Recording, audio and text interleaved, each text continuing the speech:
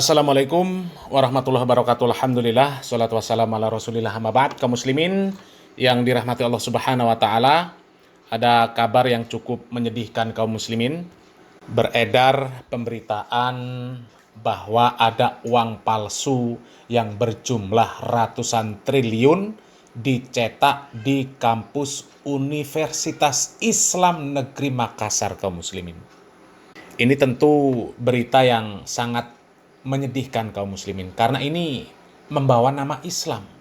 Kalaulah seumpama kampus yang mencetak uang palsu tersebut bukanlah kampus yang membawa nama Islam, itu tidak akan mencoreng nama Islam. Akan tetapi yang sangat menyedihkan, ini kampus membawa nama Islam. Ya, dan ini plat merah lagi kaum muslimin, Universitas Islam Negeri. Ini kan sangat miris kaum muslimin. Ya. Universitas Islam seharusnya kan menjadi universitas percontohan bagi universitas yang lain. Lebih-lebih universitas yang membawa nama agama selain Islam. Karena sebuah universitas kemudian membawa label agama, seharusnya dia dapat menampilkan, ya, merefleksikan bagaimana agama yang mereka bawa, agama yang dibawa tersebut. Ya, Universitas Islam Negeri. Seharusnya universitas tersebut dapat menjadi percontohan. Beginilah sebenarnya keindahan agama Islam. Beginilah akhlak agama Islam. Ya. Beginilah cerminan syariat Islam. Islam itu rahmatan lil alamin. Islam itu menjadi pengayom bagi semuanya.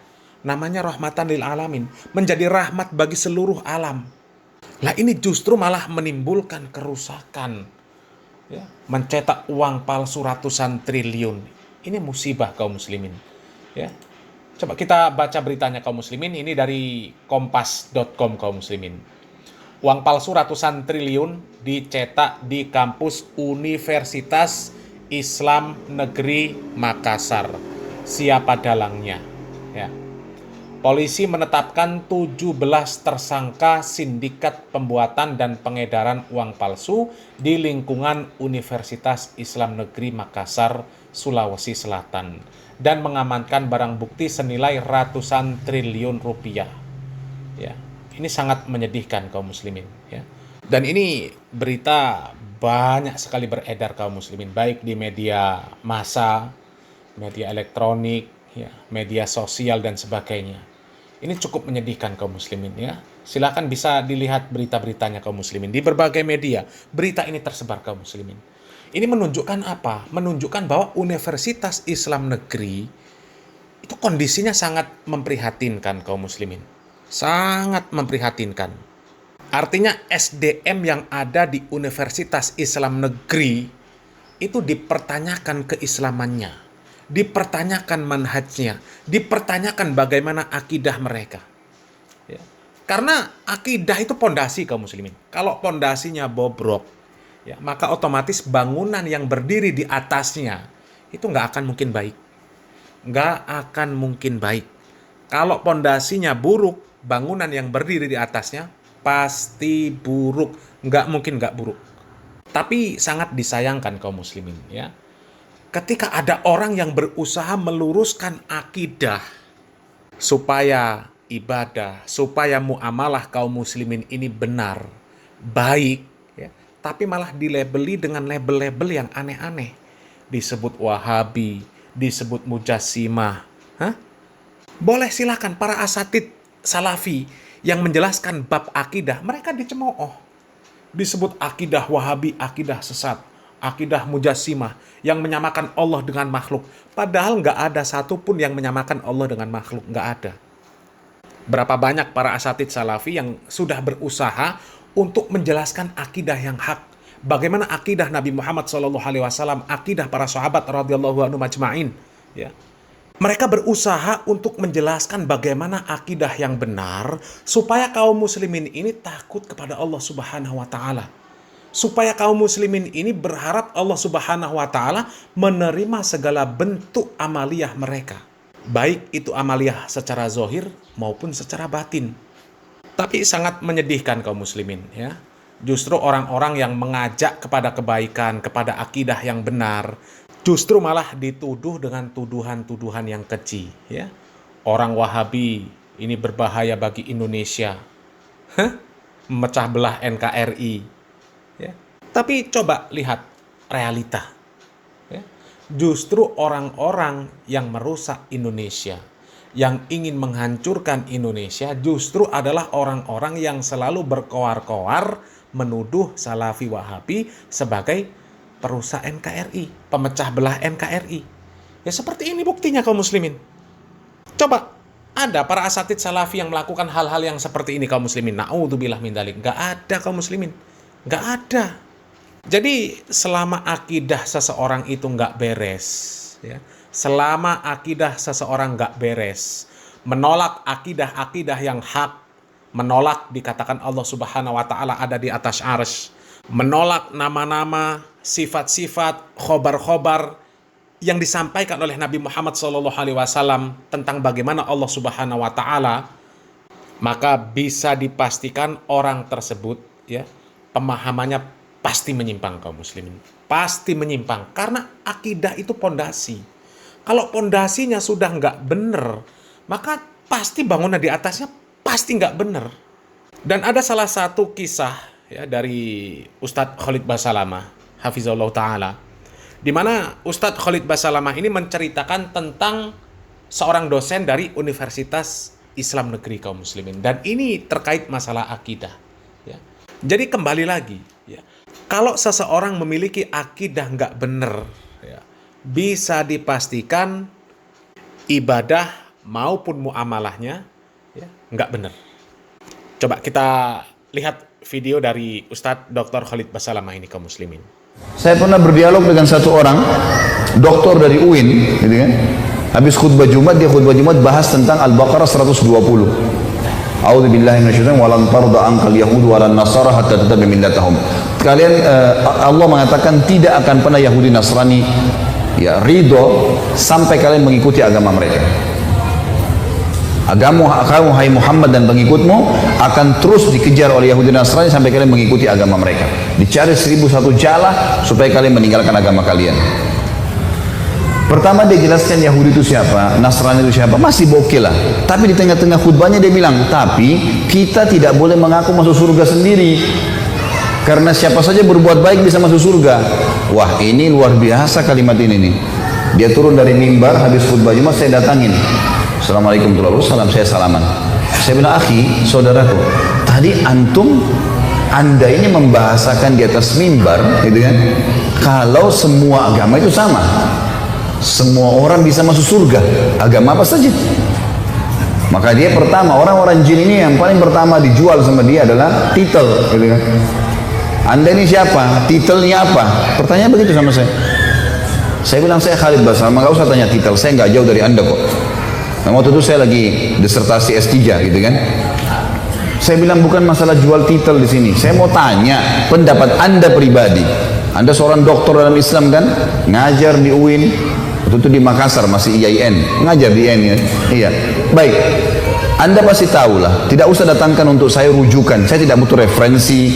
Nggak usah sebutin dari kitab ini, dari buku, nggak usah. Anda pribadi sudah doktor dalam Islam pasti tahu bahasa Arab.